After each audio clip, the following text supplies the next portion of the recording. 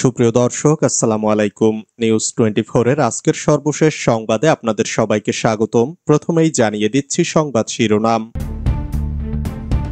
সার্জিসের স্লোগানে কাঁপল রাজশাহী। গণভবন জয় করেছি, জাতীয় সংসদও জয় করব, মন্তব্য নাহিদ ইসলামের।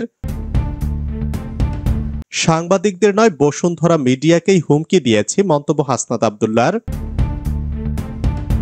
এনসিপির সমাবেশে লোক বেশি দেখানোর চেষ্টা করছে মিডিয়া, দাবি রুমিন ফারহানার। মনে আছে তো কারেন্টের খাম্বা কেস? এমন কোনো জায়গা নেই যেখান থেকে বিএনপি চাঁদাবাজি করে না, মন্তব্য ফয়জুল করিমের। শিক্ষা ও স্বাস্থ্য দখল করেছে জামায়াত, মন্তব্য গয়েশ্বর চন্দ্র রায়ের। কোন দেশে প্রধানমন্ত্রীর মেয়াদ নির্ধারিত থাকার নজির নেই, মন্তব্য বিএনপি নেতা সালাউদ্দিনের। সংস্কারবিহীন তড়িঘড়ি নির্বাচনে গেলে আবারও গণ অভ্যুত্থান ঘটতে পারে, আশঙ্কা প্রকাশ করলেন নুরুল হক নূর। এতক্ষণ শুনছিলেন সংবাদ শিরোনাম। পুরো খবর পেতে ভিডিওটি শেষ পর্যন্ত দেখুন। সর্বশেষ সংবাদ পেতে চ্যানেলটি সাবস্ক্রাইব করুন। এবার বিস্তারিত। সার্জিসের স্লোগানে কাঁপল রাজশাহী। রংপুরের পর রাজশাহী বিভাগে চলছে জাতীয় নাগরিক পার্টির জুলাই পদযাত্রা। এরই অংশ হিসাবে রবিবার রাজশাহীতে মিছিল করেছে এনসিপি। রবিবার রাতে মিছিলের একটি ভিডিও নিজের ভেরিফাইড ফেসবুক আইডিতে পোস্ট করেছেন এনসিপির মুখ্য সংগঠক সার্জিস আলম। ভিডিওতে দেখা যায় পিকআপ ভ্যানের উপরে দাঁড়িয়ে বিভিন্ন স্লোগান দিচ্ছেন সার্জিস আলম, আর এক হাত দিয়ে তাকে ধরে রেখেছেন দলের আর এক মুখ্য সংগঠক হাসনাত আব্দুল্লাহ। ওই পিকআপ ভ্যানেই ছিলেন এনসিপির আহ্বায়ক নাহিদ ইসলাম সহ দলটির শীর্ষ নেতারা, আর মিছিলে অংশ নিয়েছেন সহস্রাধিক নেতাকর্মী। সার্জিস আলম ভিডিওটি পোস্ট করে লিখেছেন, স্লোগানে স্লোগানে প্রকম্পিত হবে বাংলার প্রতিটি রাজপথ। জেলা থেকে উপজেলা, ইউনিয়ন থেকে ওয়ার্ড, গ্রাম থেকে ঘর, বাংলার আনাচে কানাচে ছড়িয়ে পড়বে এনসিপির পদধ্বনি। গণভবন জয় করেছি, জাতীয় সংসদও জয় করব, মন্তব্য নাহিদ ইসলামের। জাতীয় নাগরিক কমিটির আহ্বায়ক নাহিদ ইসলাম বলেছেন, 5ই আগস্ট আমাদের লক্ষ্য ছিল ফ্যাসিবাদের পতন। এবার আমাদের লক্ষ্য হচ্ছে বাংলাদেশ পুনর্গঠন। 5ই আগস্ট লক্ষ্য ছিল গণভবন, এবার আমাদের লক্ষ্য হচ্ছে জাতীয় সংসদ। আমরা গণভবন জয় করেছি, এবার জাতীয় সংসদকেও আমরা জয় করব। সামনের নির্বাচনে তরুণদের বিজয় উদযাপন হবে। নাহিদ ইসলাম আরো বলেন, কিন্তু তার আগে অবশ্যই সংস্কারের সুরাহা, বিচারের সুরাহা হতে হবে।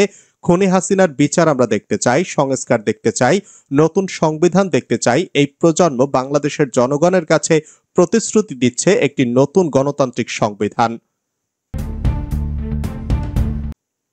সাংবাদিকদের নয়, বসুন্ধরা মিডিয়াকেই হুমকি দিয়েছি, মন্তব্য হাসনাতের।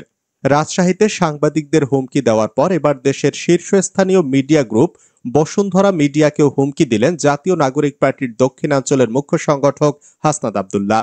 আজ রবিবার রাত 9টা 40 দিকে কালের কণ্ঠের একটি প্রতিবেদনের কমেন্টে তিনি হুমকি দেন। হাসনাত লিখেছেন, সাংবাদিকদের নয়, বসুন্ধরা মিডিয়াকেই হুমকি দিয়েছি। এর আগে রাত 8টার দিকে রাজশাহী নগরীর রেলগেট এলাকা থেকে 0 পয়েন্ট পর্যন্ত এনসিপির পদযাত্রায় অংশ নিয়ে তিনি বলেন, খুনি হাসিনার পক্ষে বসুন্ধরা মিডিয়া যে ভূমিকা পালন করেছে আমরা তা ভুলে যাইনি। বসুন্ধরা গ্রুপের সাংবাদিকরা আবারও নগ্নভাবে অপরাধের বৈধতা দিতে মাঠে নেমেছেন। তারা আরেকটি 1-11 ঘটনার ষড়যন্ত্র করছেন, জনগণ তা কখনো বরদাস্ত করবে না। এনসিপির সমাবেশে লোক বেশি দেখানোর চেষ্টা করছে মিডিয়া, দাবি রুমিন ফারহানার। বিএনপির সাবেক সংসদ সদস্য ব্যারিস্টার রুমিন ফারহানা বলেছেন, জাতীয় নাগরিক পার্টি গঠন হয়েছে মাত্র কয়েক মাস হচ্ছে। তারা মাত্র দলটা গোছাতে শুরু করেছে, কেবলমাত্র গণসংযোগ শুরু করেছে। তাদের নিউজগুলো ফেসবুক সহ মিডিয়াতে আসছে, কিন্তু আমি লক্ষ্য করছি সাংবাদিক ও ক্যামেরাম্যানরা আপ্রাণ চেষ্টায় আছে কিভাবে তাদের সমাবেশে বেশি লোক দেখানো যায়। রোববার রাতে যমুনা টেলিভিশনের রাজনীতি অনুষ্ঠানে তিনি কথা বলেন। রুমিন ফারহানা বলেন, আমি নিজে তো জনসভা করি, তাই আমি সেই আপ্রাণ চেষ্টাটা বুঝি। সেটা হচ্ছে লোক কিভাবে বেশি দেখানো যায়।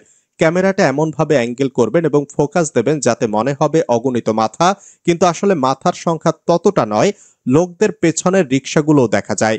একই অনুষ্ঠানে তিনি আরো বলেন, 32 নম্বর ভাঙা হলো, এটা নিয়ে কথা বললে অনেকেই আমার পিছনে লাগবেন, লাগলেও কিছু যায় আসে না। রুমিন ফারহানা বলেন, 24+24 = 48 ঘন্টা ধরে 32 নম্বর ভাঙা একটি বিভৎস রকমের মববাজি। এটা ভাঙার সাথে সাথে সেখানে হিন্দি গান বাজানো হয়েছে, তার সাথে নাচানাচি করা সহ অনেক কিছুই হয়েছে। মনে আছে তো কারেন্টের খাম্বা কেস, যা বললেন ফয়জুল করিম। ইসলামী আন্দোলন বাংলাদেশের সিনিয়র নায়েবে আমির মুফতি সৈয়দ মোহাম্মদ ফয়জুল করিম বলেছেন, ২০০১ থেকে ২০০৫ সাল পর্যন্ত শুধু দেখেছি খাম্বা কেস। মনে আছে তো কারেন্টের খাম্বা কেস, ট্রান্সফার কেস, হাওয়া ভবন, কত ভবন আমরা দেখেছি। এখন দেখছি ৯ মাসে ১৫০ খুন। রোববার বিকেলে রাজশাহীতে এক মতবিনিময় সভায় প্রধান অতিথির বক্তব্যে তিনি কথা বলেন। মুফতি ফয়জুল করিম বলেন, আজকে বিএনপির চাঁদাবাজির অবস্থাটা কি? এমন কোনো জায়গা নেই যেখানে চাঁদা তোলে না বিএনপি। আমরা প্রতিদিন খবরের কাগজে দেখছি এগুলো সামান্য বরফের ওপরের অংশ, যা দেখা যায় নিচে তার চেয়ে অনেক বেশি থাকে। যতটুকু প্রকাশ পায় তার চেয়ে হাজার গুণ বেশি তারা চাঁদাবাজি করতেছে। ফয়জুল করিম বলেন, আওয়ামী লীগের সমস্ত সম্পত্তি দখল করেছে কে? এস আলম গ্রুপের সম্পত্তি কার কাছে? এস আলমের গাড়ি কার কাছে? খুঁজে দেখেন, আমার খোঁজার দরকার নেই। তিনি বলেন, আওয়ামী লীগকে কেন মানুষ প্রত্যাখ্যান করেছে? জুলুম, অত্যাচার, অবিচার, চাঁদাবাজি, গুন্ডামি, মাস্তানি, মানুষের অধিকার ক্ষুণ্ণ করা। আজও বিএনপি সেই কাজটাই করছে, জুলুম করছে, অত্যাচার করছে। আওয়ামী লীগ এত উন্নয়ন করার পরেও যদি দেশের মানুষ তাকে প্রত্যাখ্যান করে, তাহলে আপনি তো ক্ষমতায় আসেন নাই, আপনাকে প্রত্যাখ্যান করতে পারে না। এর জন্যই তো বিএনপি চায় আওয়ামী লীগ ক্ষমতায় আসুক। বক্তব্য দিলে আওয়ামী লীগ ঠেকাও, আওয়ামী লীগ নির্বাচনে অংশগ্রহণ না করে তাহলে সবার জবানের মধ্যে একটা স্লোগান উঠবে, বিএনপি ঠেকাও। ভেবেছেন আগের কেচ্ছা কাহিনীতে ভোট করবেন? ফয়জুল করিম বলেন, বিএনপি ভাবতেছে বিগত ইতিহাস থেকে যে বিগত দিনে বিএনপি এত ভোট পেয়েছে, আগামীতেও এত ভোট পাবে। তা বিগত দিনে আওয়ামী লীগের নেতৃত্বে দেশ গঠন হয়েছে, এই দেশ স্বাধীন হয়েছে, তারা ভারতে পালাইছে কেন? বিগত দিনে আওয়ামী লীগ ক্ষমতায় ছিল, আজকে ক্ষমতায় নাই কেন? বিগত দিনে বিএনপি ভোট পেয়েছে, আগামীতেও পাবেন, সেই চিন্তায় আছেন, কেন মানুষ ভোট দেবে? এই যে ভোলাতে স্বামীকে আবদ্ধ করে তার স্ত্রীকে ধর্ষণ করার জন্য কেন ভোট দেবে বিএনপিকে, আমাকে বলুন। শিক্ষা ও স্বাস্থ্য দখল করেছে জামায়াত, মন্তব্য গয়েশ্বর চন্দ্র রায়ের। জামায়াত ইসলামের সমালোচনা করে বিএনপির স্থায়ী কমিটির সদস্য গয়েশ্বর চন্দ্র রায় বলেছেন, শিক্ষা আর স্বাস্থ্য দুইটা দখল করেছে জামায়াত, ওখানে আর কারো কোনো ঠাঁই নাই, কোনো ঠাঁই নাই। শনিবার বিকালে ঢাকার কেরানীগঞ্জে দ্রুত নির্বাচনের দাবিতে এক সমাবেশে তিনি এই মন্তব্য করেন। সংসদ নির্বাচন আটকানোর শক্তি কারণেই হুঁশিয়ারি দিয়ে গয়েশ্বর চন্দ্র রায় বলেন, নির্বাচন করতে হবে, নির্বাচন আটকানোর শক্তি কারো হাতে নাই যদি আমরা নামি। যারা বলেন ১৬ বছর আমরা কিছু করতে পারি নাই, তাদেরকে বলবো, আমরা এখন ১৬ দিনে যা দেখিয়ে দিতে পারি আমরা দেখাবো না। একজন ভদ্রলোক মানুষ ওয়াদা করেছে, সে তার ওয়াদা পূরণ করবে, যথাসময়ে নির্বাচন দেবে, এই প্রত্যাশা নিয়ে আমরা ধৈর্য ধরে রাখছি। জামায়াত ইসলামের সমালোচনা করে গয়েশ্বর বলেন, শিক্ষার স্বাস্থ্য বিভাগ দুইটা দখল করছে জামায়াত, ওখানে আর কারো কোনো ঠাঁই নাই, কোনো ঠাঁই নাই। মাঝে মধ্যে অনেকে বলে ভারতের দালাল টালাল, যারা ভারতের দালালি করে তারাই ভারতের দালাল। যারা নির্বাচন চায় না, সংস্কার করে এটা সেটা, এগুলো তো ভারতের দালাল। এরাই কিন্তু আওয়ামী লীগের জঘন্য লোকদের তাদের দলের মধ্যে সদস্য বানাইতেছে গোপনে, কিন্তু খবর রাখে না। এই পরাগ মণ্ডলরে যে অপহরণ করলো, আপনারা জানেন সবাই তার নাম, সে এখন শুনে জামায়াতের নেতা। এখন জামায়াত কি জিনিস আপনারা একটু চিনে রাখেন। কোন দেশে প্রধানমন্ত্রীর মেয়াদ নির্ধারিত থাকার নজির নেই, মন্তব্য সালাউদ্দিনের। বিএনপির স্থায়ী কমিটির সদস্য সালাউদ্দিন আহমেদ বলেছেন, দেশে যাতে পুনর্বার কোনো স্বৈরাচারের উৎপত্তি না হয়, ফ্যাসিজমের উৎপাদনের ব্যবস্থা না থাকে, সেজন্য পৃথিবীর কোনো দেশে প্রধানমন্ত্রীর মেয়াদ নির্ধারিত থাকার কোনো নজির নেই। আমরা বলেছি, বিএনপির উচ্চ পর্যায়ের কমিটির সিদ্ধান্ত অনুযায়ী কোনো ব্যক্তি ১০ বছরের বেশি প্রধানমন্ত্রী আসনে বহাল থাকবে না। সালাউদ্দিন বলেন, প্রধানমন্ত্রী এবং সংসদ নির্বাহী বিভাগের কার্যকরভাবে রাষ্ট্র পরিচালনার স্বার্থে আমরা এনসিসি জাতীয় কোনো ধারণার সঙ্গে একমত হইনি, এটাই ছিল আমাদের শর্ত।